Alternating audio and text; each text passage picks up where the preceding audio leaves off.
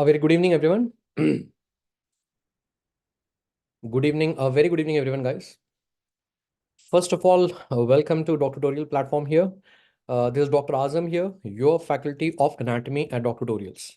Yeah, a very good evening, very good evening. And now we are actually going to discuss as the session is going on, like all the faculties of DocTutorial are actually taking this session over here. That is nothing but image-based questions, like where we are going to discuss like very high yield images over here. Fine. So I have come up with very high yield images for your anatomy. So let us discuss all those images one by one. Yeah, very good evening. Namaste. Assalamu alaikum. Walaikum salam. Good evening, Mithilesh. Good evening, Sumit. A very good evening to all of you guys. Fine. So we are going to discuss like very high yield images, which are like definitely going to be asked in your exam. So without any further delay, let's get started right now, sir. Okay, now. Good evening. Good evening. Now, the first thing that I want to discuss here, my dear friends, now this transfer sections over here.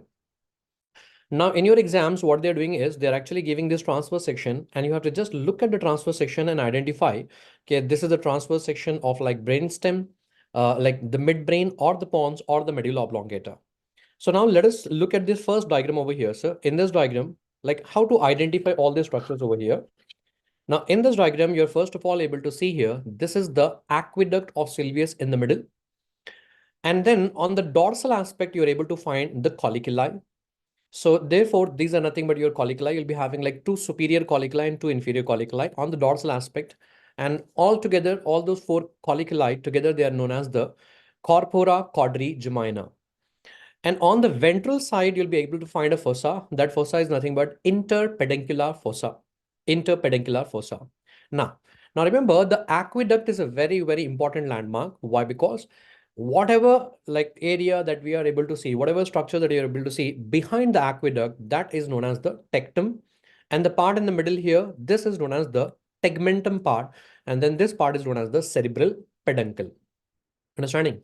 So please remember that when you take a transverse section of the midbrain, it is actually divided into how many parts? Are three parts. That is tectum, tegmentum, and the cerebral peduncle. Okay, so behind the aqueduct, it will be tectum part here. And then this middle part over here will be tegmentum part. And this part in the front will be cerebral peduncle. Obviously, this has to be like cerebral peduncle and cerebral peduncle. That is the reason why in the middle, you are able to see a fossa that is known as interpeduncular fossa. Now one more thing, in the cerebral peduncle, you're able to see this dark area here, which is nothing but your gray matter that is known as substantia nigra. And then this white matter in the front of that is known as your crus cerebri. So by seeing all these features in the transverse section, yes, you're able to answer very clearly that this one is the transverse section of the midbrain. Now moving on to the next diagram over here. In this diagram, you're able to see all these important features, a beautiful butterfly shape over here. First of all, this structure here, which is present on the dorsal side, that is fourth ventricle. That is actually the fourth ventricle. And then in the front, you're able to see that there is olive. That elevation is known as what's a olive. And olive elevation is formed due to this nucleus that you're able to see here, that is inferior olivary nucleus. Please look at that beautiful shape of this nucleus. It is crumpled paperback shape. Inferior olivary nucleus, crumpled paperback shape. Now this elevation here is known as pyramid, and the pyramid is actually formed due to the tract which is passing from here. This is your pyramidal tract. And by seeing this, you can easily identify this one is a transverse section of medulla oblongata. So in your FMGE exam, they have given these two sections. Yes, I hope now you'll be able to easily identify these images over here, sir. Now moving on to the next concept, next image. Wow. Nowadays, the most important one, that is about the development of the face. And in the development of the face, you have to be like very careful about the development of your upper lip and the lower lip, sir. First of all, try to understand this diagram. In this diagram, you're able to see this process here, that is mandibular process. And that mandibular process itself is going to form the maxillary process. Fine. And then this one here will be the lateral nasal process. And this is here the medial nasal process. And in the middle, you're able to find that there is a nasal pit there. So on either side of the nasal pit, there is a lateral nasal process and the medial nasal process, guys. Understanding? Now, my dear doctors, what is going to happen here? First of all, the mandibular process will fuse together. And the fusion of mandibular process will lead to the formation of lower lip. और अगर ये fuse नहीं होगा, if it doesn't fuse, then it will lead to a condition known as midline cleft lower lip. The midline cleft lower lip is formed due to non-fusion of the mandibular process. It is formed due to non-fusion of the mandibular process. Now, similarly, how is this upper lip formed, sir? Upper lip will be formed by the fusion of maxillary process with the medial nasal process. Please be very, very careful here. It's not lateral, it's medial nasal process. The maxillary process with the medial nasal process together is going to form your entire upper lip. And now just imagine that if the medial nasal process does not fuse here, sir. If the medial nasal process does not fuse in the middle, of course, it will lead to midline cleft upper lip. So midline cleft upper lip is formed due to the non-fusion of medial nasal process, the non-fusion of medial nasal process, midline cleft upper lip. Suppose if there is a non-fusion of maxillary process with the medial nasal process, maxillary and medial nasal process, then it will lead to unilateral cleft upper lip, unilateral cleft upper lip, sir. Then similarly, अगर मान लो दोनों side में भी fuse नहीं होता है, if it is not fusing on both the sides, then it will lead to what? The bilateral cleft upper lip, sir. So non-fusion of both the maxillary process with both the medial nasal process, that is bilateral cleft upper lip. And then yes, one of the most important thing, अगर मान लो कि lateral nasal process यहाँ पर fuse नहीं होता है along with the maxillary does not fuse along with this lateral nasal process, then what is going to happen? It is further going to cleft above, and that is known as the oblique facial cleft. So the oblique facial cleft, I repeat again, it is due to the non-fusion of the maxillary process with the lateral nasal process, guys. I hope it's like crystal clear. So if you just follow this one diagram, everything will be like damn easy. Let's move on to the next slide now. And now, my dear friends, another very, very important concept, which is very much important for your FMG exam, the nerves related to humerus. And nowadays, what is happening? They're giving the questions in the form of radiological images, and the answer will be actually from the anatomy part. Okay. So for example, this radiological image is given over here, and there is an arrow mark, and there is a fracture in this region. You can clearly see that is nothing but surgical neck fracture. Which nerve can be most commonly injured here? Axillary nerve. Similarly, what is the nerve injured in the fracture of shaft of the humerus? You know very well what is the nerve passing behind the shaft of the humerus over here. That's your radial nerve. So therefore, radial nerve will be gone. And this was a recently asked question in your MC exam, sir. Then after that, suppose if they give you the image in this manner, you can clearly see this is the lower end of the humerus, the lateral epicondyle and the medial epicondyle here. Why? Because this side you can see the ulna, and ulna is actually having that olecranon process. With the help of that, you can easily identify, okay, this is the medial side. So ulna on the medial side, the radius on the lateral side here. So if there is a fracture of medial epicondyle, then it will lead to the nerve which is involved will be the ulnar nerve. Fine. So I hope you all remember from our classes, okay, our videos of DocTutorial and even our offline classes. You can remember I have given you this diagram. Not even just giving this diagram, we have actually drawn this diagram. So what is the nerve which is going to pass behind the surgical neck of the humerus? Axillary nerve.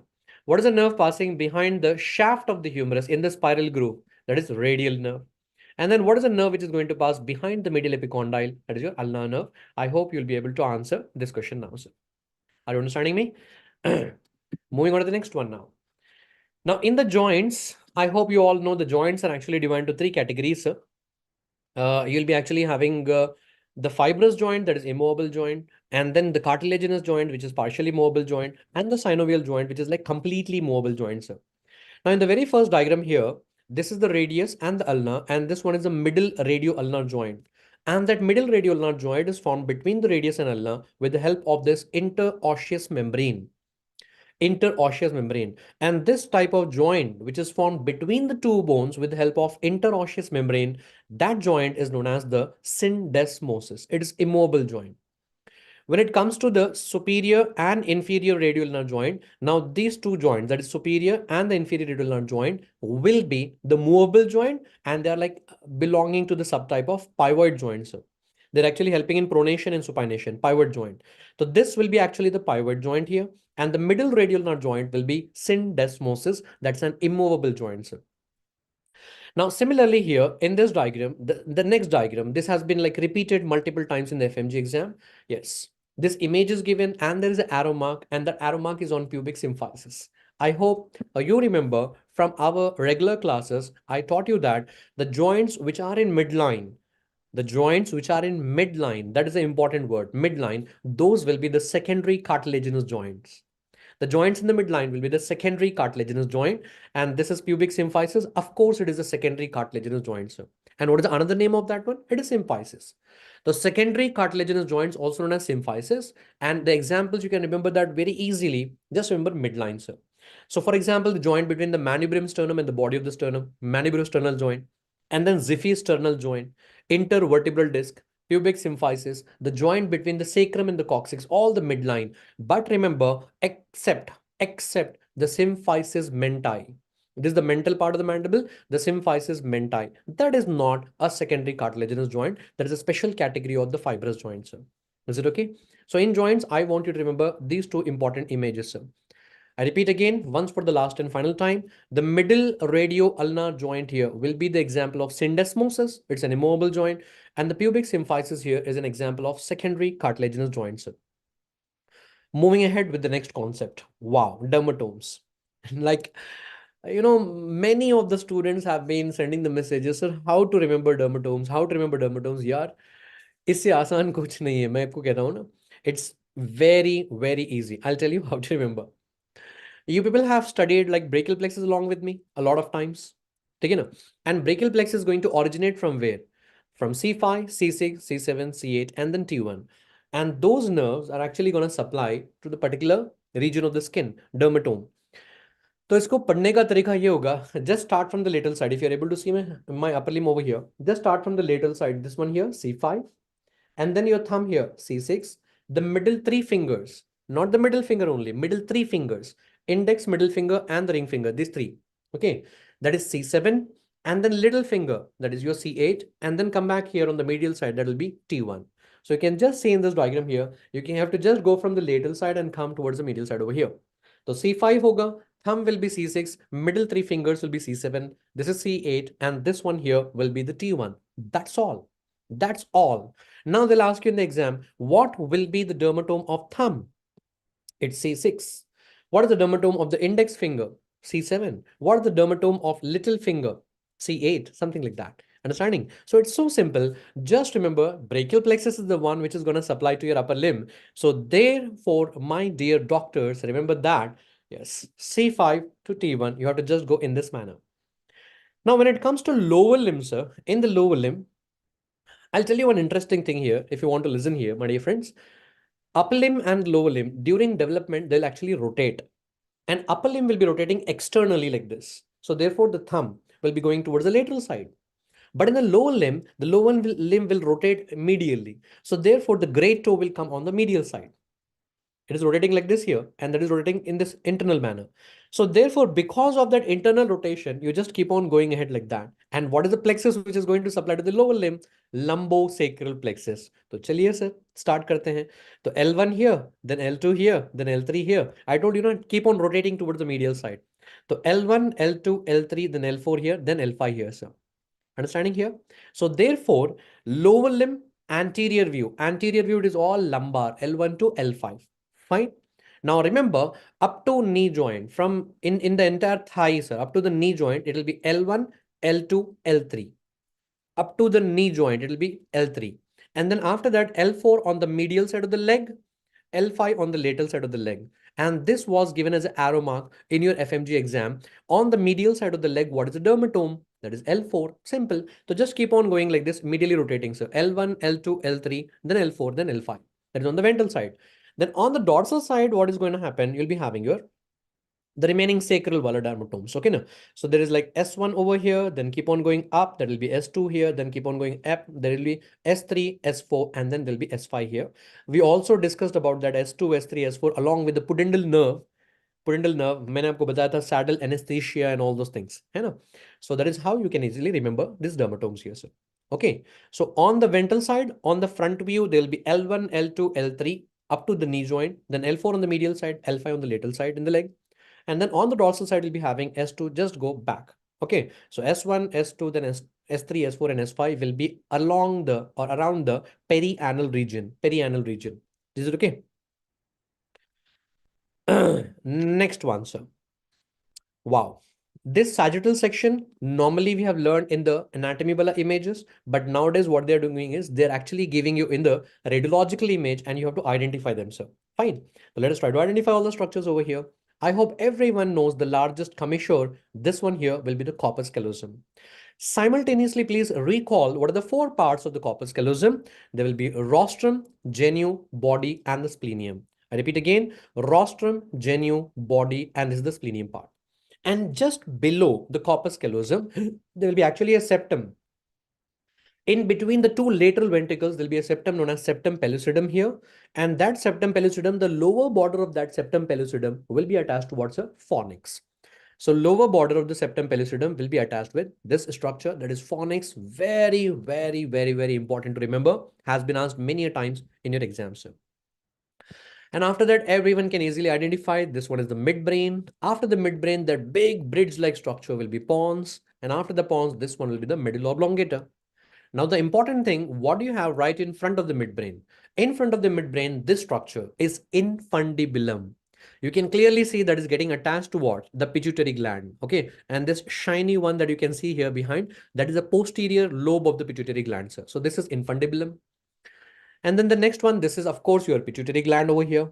And then this body here, that is your mammillary body here, sir.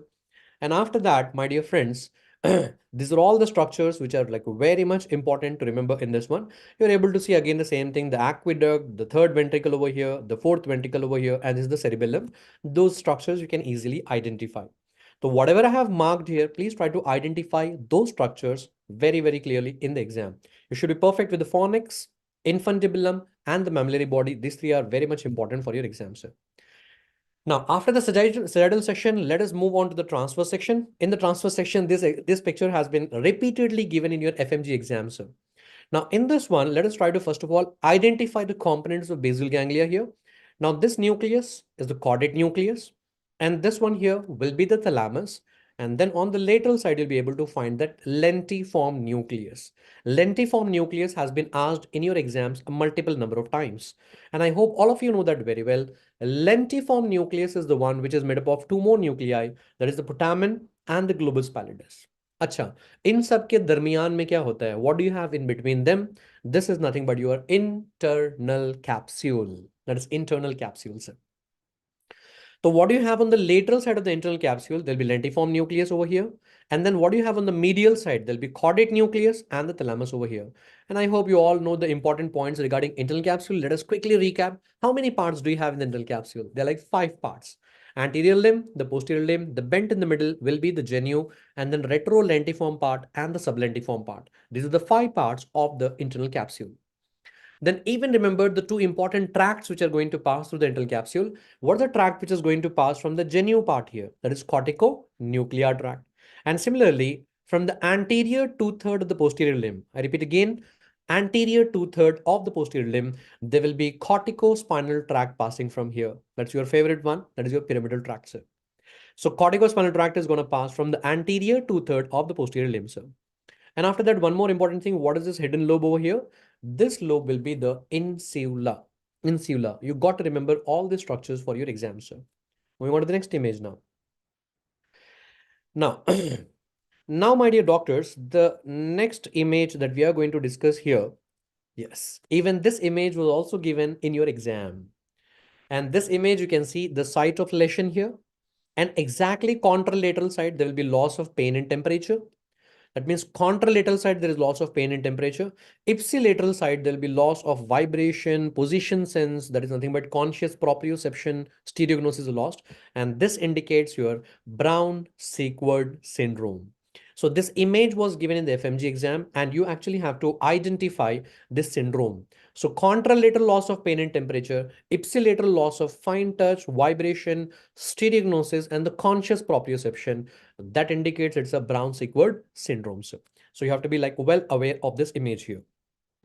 I hope you like you are quickly getting all the images, my dear friends. So these are like very, very high-end images of anatomy. We have discussed the entire concept in details in the videos of DocTutorial. Entire anatomy we have discussed, but right now we are just quickly going through all the images so that you can even watch this video just before going to your exam, so that you can just quickly see all the images here, sir. Fine. Now, another hot favorite concept. This H-shaped suture here will be pterion. And pterion is formed between the four bones. This one here will be the frontal bone. And this here will be the parietal bone. This here will be the temporal bone. And of course, the squamous part of the temporal bone. And this part here will be the sphenoid. And that is the greater wing of the sphenoid. So the suture, that is H-shaped suture, that is pterion, is formed between these four bones. Now, what is important here, recently in the July MC exam, what they have asked is, if there is a hit in this pterion wala region, then which type of hemorrhage will occur? That is nothing but epidural hemorrhage. And you can easily identify that epidural hemorrhage with that, idly shape, biconvex shape. There's so many names the students have given to this one. I hope you'll be able to identify. So this is epidural hemorrhage or extradural hemorrhage, and due to the hit in the pterion. Apart from this clinical application, they're also asking what are the deep relations of pterion. So please remember this one here. Number one, there will be anterior or frontal division of middle meningeal artery. And then, of course, there will be sylvian fissure, lateral sulcus of the cerebrum. And inside the sylvian fissure, you'll be actually having the middle cerebral vessels. I hope you're getting all the points very quickly, sir. These are all the deep relations of pterion, just present deep to the pterion, sir. Next one. Muscles of tongue. Take my words, one question will definitely come from the tongue topic, sir. Tongue topic से एक सवाल आपके exam में पक्का आएगा, definitely. Now let us see all the extrinsic muscles of the tongue, sir. Number one, this muscle here. Yes, of course, it was given as an image-based question in your exam, and you have to identify this muscle, and this muscle is genioglossus. And genioglossus, remember 2 points. Number one, it is the largest muscle of the tongue. And number two, it is the safety muscle of tongue. Why? Because genioglossus is the one which is going to prevent the falling of the tongue back. It prevents the falling of the tongue back, and it is going to keep the tongue a little forward, helping in protrusion of the tongue. So that is why it is known as the safety muscle of the tongue, sir. Now this muscle, which is coming from the styloid process, you can very clearly see here, this is the styloid process, and it is coming all the way from here, going to the tongue. And this muscle here will be styloglossus muscle. And this muscle here is actually coming from the palate into the tongue, palatoglossus muscle. And from the name itself, we can easily remember that it's a muscle of the palate as well as the muscle of the tongue. So therefore, my dear friends, it is not a true muscle of the tongue. It's not a true muscle of the tongue. Then this muscle here, which is coming from the hyoid bone into the tongue, that is nothing but hyoglossus. Okay, so please try to remember all these extrinsic muscles of the tongue, sir. और इसको याद रखने का तरीका बड़ा आसान होता है, आगे, पीछे, ऊपर और नीचे से. That's all. You're done. Genioglossus, styloglossus, palatoglossus, and then the hyoglossus. Okay. Achha, by the way, like what is a nerve which is supplying to all the muscles of tongue? All the muscles of tongue will be supplied by 12th cranial nerve, hypoglossal nerve, and remember, except the palatoglossus. And palatoglossus will be supplied by vago accessory complex. It is supplied by vago accessory complex, palatoglossus. Fine. Now, how to test this hypoglossal nerve? You are going to ask the patient to protrude the tongue, and the tongue is deviating towards the left side. It means the left side genioglossus muscle is gone. It means the left side hypoglossal nerve is involved, sir. तो hypoglossal nerve को test करने के लिए क्या करना पड़ेगा? Ask the patient to protrude the tongue. If the tongue is deviating towards the left, that means left side 12th nerve will be involved. And please don't forget to learn about the sensory supply of the tongue. And how to remember the sensory supply of tongue, I taught you a lot of times. My dear friends, remember, it is remembered as 5, 7, 9, 9, 10, 10. 5, 7, 9, 9, 10, 10. Anterior two-third special sensation by 7th nerve, chorda tympani branch. Anterior two-third general sensation by 5th nerve, trigeminal. Which branch? Lingual branch of the mandibular nerve of trigeminal. Posterior one-third is very simple. General and special will be carried by 9th nerve, and posterior most part, both general and special will be carried by the 10th nerve. That is your vagus nerve, sir. I hope you remember that very well. I taught you many a times that one. And this one I have included here. Why? Because yes, very, very important topic. 1 mark, 1 mark आपके exam में definitely आएगा. One question from here, from the tongue topic, sir. Now, another very important thing. Yes, I hope the moment you look at this diagram, now you're able to easily identify ectoderm will invaginate to form the ectodermal clefts, and the endoderm will actually evaginate to form the endodermal pouches. Now, there are 4 ectodermal clefts and the 4 pouches. Now, first, let us start with the first ectodermal cleft. It is going to form external acoustic meatus along with the outer layer of tympanic membrane, whereas the second, third, and the fourth cleft will be completely obliterated, nothing forming from there. Okay. And sometimes what will happen, this space which is formed here is known as cervical sinus. And cervical sinus has to be normally closed. As you can see in your body and my body right now, it is completely closed. In some people, unfortunately, it persists. And if it is going to persist, it will lead to a branchial cyst or the branchial fistula over here, sir. Okay. Now moving on to the endodermal pouches, there are totally like 4 endodermal pouches. The first pouch is going to form the middle ear cavity along with the auditory tube, along with the inner layer of tympanic membrane. Second pouch is the one which is going to form palatine tonsil, but remember not the entire palatine tonsil, of course, it is going to form the epithelium of the palatine tonsil. The third pouch, remember with the rhyming word thymus. Third pouch is going to form thymus. Along with the thymus, it is going to form inferior parathyroid gland. Remember inferior. क्योंकि यहाँ पर thymus form होता है. After the formation of that, it has to actually go down, migrate down into the mediastinum. So because it is going to migrate down into the mediastinum, along with that, it is going to form inferior parathyroid gland, sir. And then the fourth pouch is the one which is going to form superior parathyroid gland, guys. Clear? So you have to be perfect with the ectodermal clefts and the endodermal pouches. Can anyone please answer me in the chat box there कि DiGeorge syndrome में कौन से वाले pouches involve होते हैं? Which pouches are involved in the DiGeorge syndrome? Can you just answer in the chat box?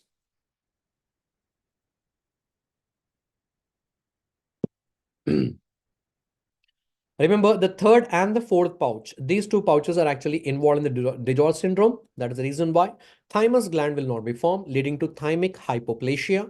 And along with that, parathyroid gland is not formed. So therefore, calcium cannot be regulated. It will lead to hypocalcemia. Hypocalcemia. Next one.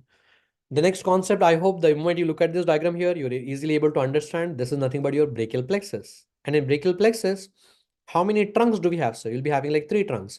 Upper trunk, the middle trunk, and the lower trunk, sir. If there is an injury to upper trunk, that will lead to what? It will lead to Erb's paralysis. And you know what is going to happen at the arm? Arm will be adducted and medially rotated. Elbow will be extended and the forearm will be pronated and the fingers will be actually flexed here, sir. I repeat again, arm will be adducted and medially rotated, elbow will be extended and the forearm will be pronated and the fingers are flexed. That will give the appearance of a policeman's tip hand, also known as the waiter's tip hand, also known as the porter's tip hand. If there is an injury of the lower trunk, that will lead to Klumpke's paralysis. And Klumpke's paralysis, it will be claw hand. Or claw hand कैसे form होता है? There is a hyper extension at metacarpophalangeal joint and then there will be flexion at interphalangeal joints. Hyper extension at metacarpophalangeal joint, flexion at interphalangeal joint, that will lead to Klumpke's paralysis, claw hand. Then if the long thoracic nerve is gone, it will lead to winging of scapula. Injury to the long thoracic nerve will lead to winging of scapula. Which muscle will be paralyzed here? That is your serratus anterior muscle will be paralyzed. And you just ask the patient to push something. You can see the scapula bone will become like more prominent. And that to which border of the scapula becomes prominent, sir? The medial border of the scapula becomes more prominent. Next concept. Anatomical snuff box. How can you forget this one? They'll definitely ask you like one question from the anatomical snuff box. Yes, you know very well what are the boundaries of the anatomical snuff box, sir. On the on the lateral side, there'll be actually 2 tendons. On the lateral side, there'll be like 2 tendons. One will be abductor pollicis longus. Another one is extensor pollicis brevis.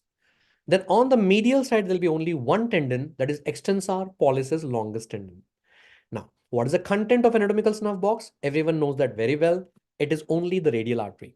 But nowadays, the most important thing is they're giving you a clinical question in which a person actually falls on the outstretched arm and then complains about the pain in anatomical snuff box. It is due to the fracture of which bone? So you know very well, in the floor of the anatomical snuff box, there will be scaphoid and the most commonly fractured carpal bone, scaphoid. So because of the fracture of scaphoid, there'll be a pain in the anatomical snuff box if a person falls on outstretched arm. Very, very important concept. We are done with the boundaries, we are done with the content, and we are done with one of the clinical application over here. The pain in the anatomical snuff box is due to the fracture of scaphoid, which is lying in the floor of that one, So Next one. The next concept is about the attachments on the femur. Another very, very important concept. You are able to see this diagram here. That is nothing but the front view. In this diagram, first of all, this is anterior superior iliac spine. And here there'll be attachment of number one, there'll be a ligament, that is inguinal ligament. And apart from that, there is a muscle, that is sartorius muscle, your favorite one, the longest muscle in our body, and also known as the Taylor's muscle, also known as the honeymoon muscle. Beneath this, you'll be able to find the anterior inferior iliac spine, and there is attachment of rectus femoris. Rectus femoris is one of the head of quadriceps femoris. Then in this diagram, you're able to see this is the greater trochanter. Attached to the greater trochanter will be the gluteus minimus in the front view. Now, similarly, if you see the back view, in the back view, again the same thing, the greater trochanter will be attached with gluteus medius. The gluteus medius and the gluteus minimus, both of them will be attached onto the greater trochanter. But remember, gluteus minimus will be attached in the front view, whereas the gluteus medius will be attached in the posterior aspect. And both the muscles are actually helping in abduction at the hip joint as well as internal rotation, which was given in one of the exams recently, gluteal tuberosity. And here there'll be attachment of gluteus maximus muscle. And gluteus maximus muscle is helping in extension at the hip joint along with external rotation. So in MC exam, this was given lesser trochanter. And lesser trochanter, two muscles will be attached there, iliacus and the psoas major. And some of the authors will mention this one as iliopsoas muscle will be attached onto the lesser trochanter. So fine. Now, apart from this, one of the most important concept nowadays, this spine here, that is your ischial spine. And there are like three structures which are going to take a turn around the ischial spine. And those three structures we remember as pin structures. We are going to remember as pin structures. And what are the structures going to take a turn over here? Number one, pudendal nerve. Number two, there will be internal pudendal artery and vein. And along with that, the nerve to obturator internus is going to take a turn over here. So the question that is asked in your exam is, what is the nerve which is going to take a turn around the ischial spine? Which nerve turns around the ischial spine? Of course, that is your pudendal nerve. Pudendal nerve is going to take a turn. And one more important thing regarding this one is, this is the site of pudendal nerve block. So what is the site of pudendal nerve block? That is nothing but your ischial spine. Ischial spine, sir. Take it. Now, after that, yes, in your exam, as I'm telling you again and again, they're giving the image, radiological image, and then they're asking the question, anatomy. The question is actually from the anatomy part, but the image is actually from the radiology part, sir. So this image was given, X-ray over here, and you can see the arrow mark was on the lesser trochanter, and they've asked like what is going to be attached onto the lesser trochanter. So please remember that. Yes, of course, it will be iliacus muscle and the psoas major muscle, sir. There'll be iliacus and psoas major muscle attached onto the lesser trochanter. Now, very, very famous concept. The moment you look here, I hope you're able to understand here. It is nothing but lurching gait. And in the lurching gait, the nerve involved will be the superior gluteal nerve. And superior gluteal nerve is the one which will be supplying to gluteus medius and the gluteus minimus. The gluteus medius and the minimus are gone. You're not able to abduct the pelvis. So therefore, you're going to lurch the body on one side and walk. Lurching gait, Trendelenburg sign will be positive in this one here, sir. I repeat the 4 points again here, sir, quickly. Trendelenburg sign is positive in this one. There's nothing but lurching gait. In the lurching gait, nerve involved will be superior gluteal nerve supplying to gluteus medius and the minimus. Next one. Now, the next concept, tarsal tunnel. Now it is very, very important, sir. Now, first you have to remember what are the structures passing in the tarsal tunnel here. Number one, this tendon here will be tibialis posterior one. Now, this tendon here will be the flexor digitorum longus. And then after that, you're able to see the artery there. That artery is nothing but the posterior tibial artery. Just behind that posterior tibial artery, you'll be able to find the nerve, that is your tibial nerve. And then again, there's a tendon here that is flexor hallucis longus tendon. Flexor hallucis longus tendon. I hope you remember that very famous mnemonic. How to remember this one, sir? Tom, Dick and Harry. Tom, Dick and Harry. मैंने classes में आपको बताया था. Now, in your exam, the question is like, they're giving this image. In this image, the doctor is trying to, yes, see the peripheral pulse. And in that peripheral pulse, that peripheral pulse here will be measured by which artery? That artery is nothing but the posterior tibial artery. So with the help of this posterior tibial artery, you're able to measure the peripheral pulse over here. So that's important. Let us move on to the next concept. I have given you this image over here. Why? Because this was like, repeated for like 2-3 times in your exam. You should know about the tarsal bones. How many tarsal bones do we have? We have totally like 7 tarsal bones, and you should be able to again identify in the radiological image over here. There'll be first of all like 3 cuneiform here.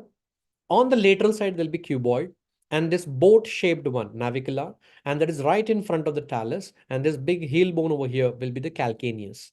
So calcaneus, and then above that there'll be talus. In front of that, navicular. On the lateral side, cuboid, and then the 3 cuneiform. So this is how you should be able to identify all the tarsal bones over here, sir. Okay, now. Then after that, yes, this planes. Nowadays they're asking this planes, and nowadays they're asking these planes, and in these planes you actually have to remember like they are at which level, sir. Transpyloric plane, it's present at the level of L1. Subcostal plane, touching the lowermost part of the costal margin, that is at the level of L3. Supracrystal भी होता है यहाँ पर ना. This is actually the crest of the iliac bone. Supracrystal bone, that is plane at the level of L4. And then intertubercular plane or transtubercular plane will be at the level of L5.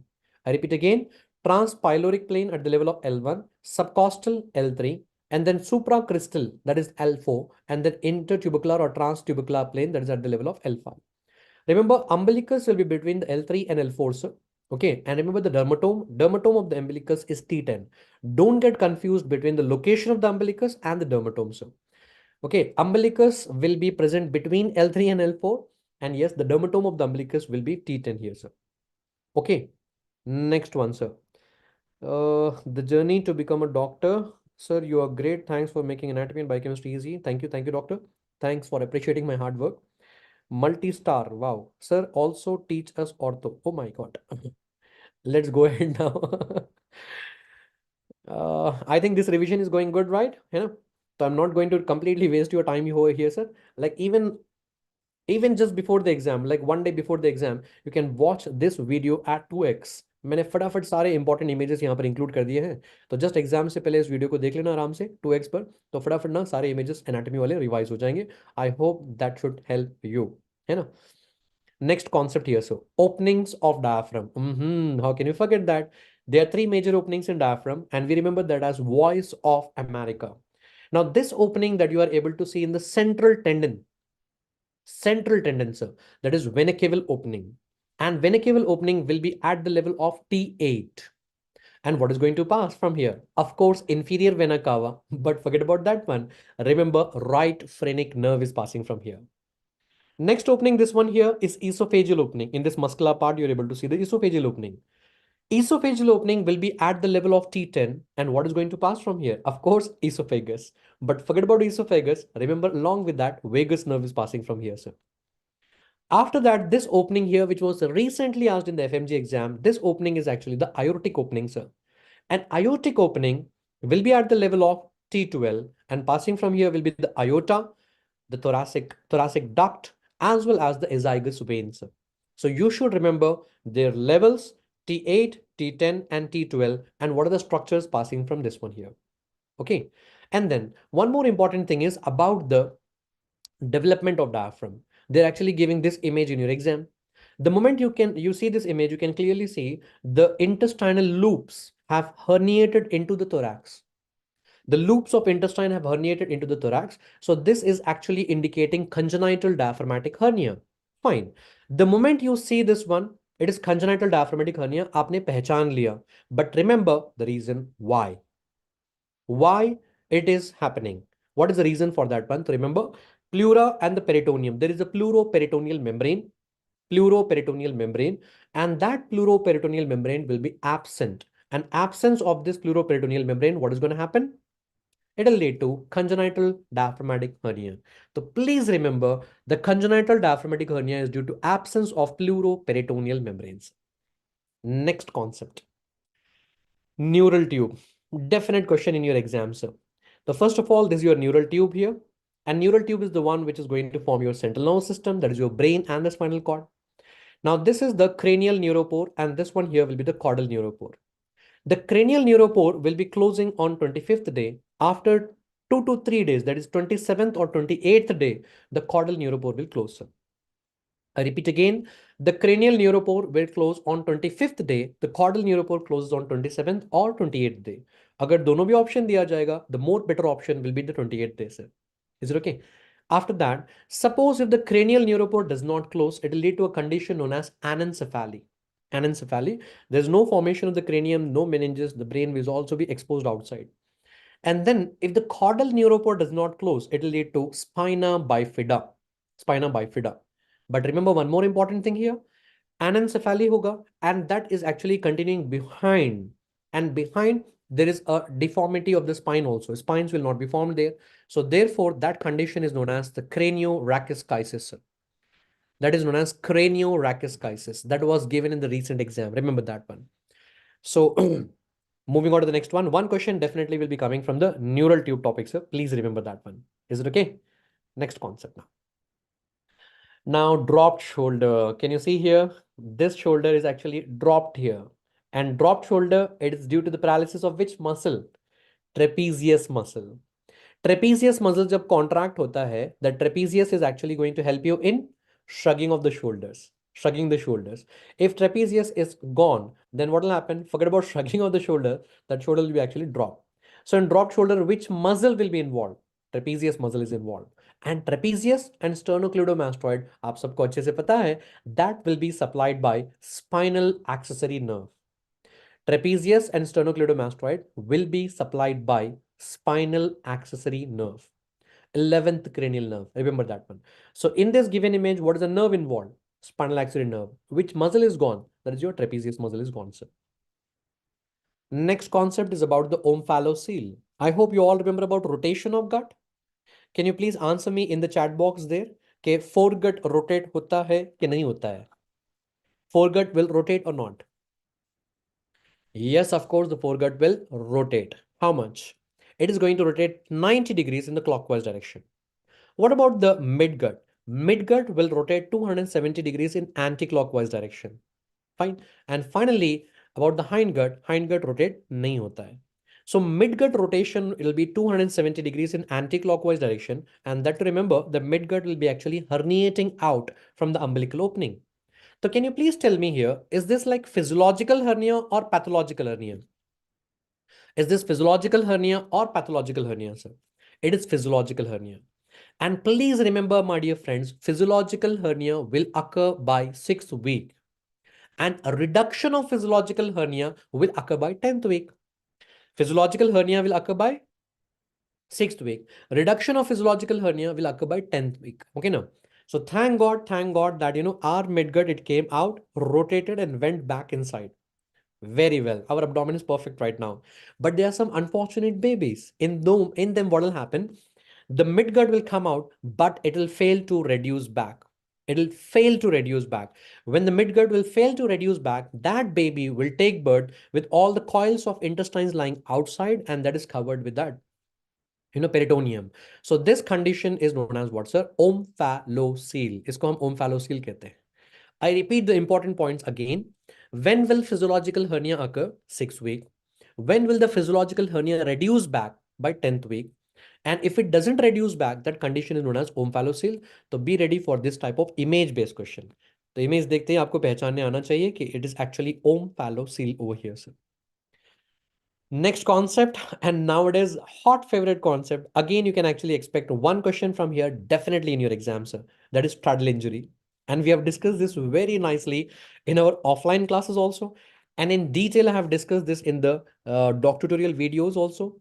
As well as I have actually discussed about the extravasation of urine on the DocTutorials YouTube channel also. You can go and watch there. And I'm telling you, it will be worth spending your time. Hardly, I think there is a video of 25 minutes or 30 minutes video only on extravasation of urine completely. Okay. And if you watch that video, my dear friends, I'm telling you, definitely 1 mark. It is worth watching. 25-30 minutes कभी भी YouTube channel पर, DocTutorials YouTube channel पर मैंने already ये video किया है. आप जाकर एक बार ना देखना ध्यान से. Now, what is the straddle injury? Yes, riding the bicycle on the bumpy road. Riding a bicycle on the bumpy road. Okay. And number 2, the fall of a man in the manhole. A man falls in the manhole, something like that. Okay ना? तो इसमें क्या होता है? इसको हम straddle injury कहते हैं. And my dear doctors, in this, the bulbar urethra will be ruptured. And when there is a rupture of bulbar urethra, जब bulbar urethra rupture हो जाएगा, the urine will go out into number one, superficial perineal pouch. Number two, the urine will go into the scrotum. Number three, the urine will go into the penile shaft, and the urine will also go into the anterior abdominal wall. And this is due to the rupture of which urethra?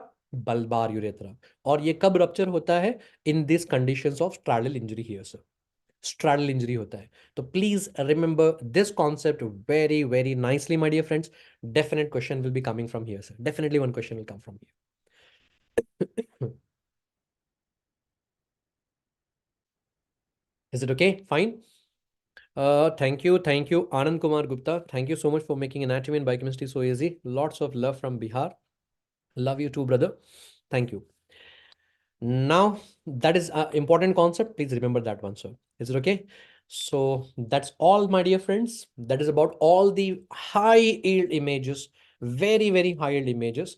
These images are like must know, should know before going to the exam. So make sure that you're not going to go to the exam without going through all these images. Very much important. And I have done this in the shortest time possible. Please look at this video again just before going to the exam, like on 2x पर इसको ना ध्यान से देखना और सारे images आपके यहाँ पर ना रिवाइज हो जाएंगे. And I think that will help you a lot in your exam, sir. ठीक है ना? So all the best to you people. Like God bless you all. Yes, you can clearly see on the screen my WhatsApp number and my Instagram handle. You can always, communicate with me at these two places. And one more important thing, yes, I have created a Instagram channel also with the same name, Dr. Azam Lectures, and even WhatsApp channel also. And there I'll be posting like, questions daily. So try join there and share with all of your friends so that it will help all of us. Why? Because together we can achieve. All the best. Take care. Thank you. God bless you.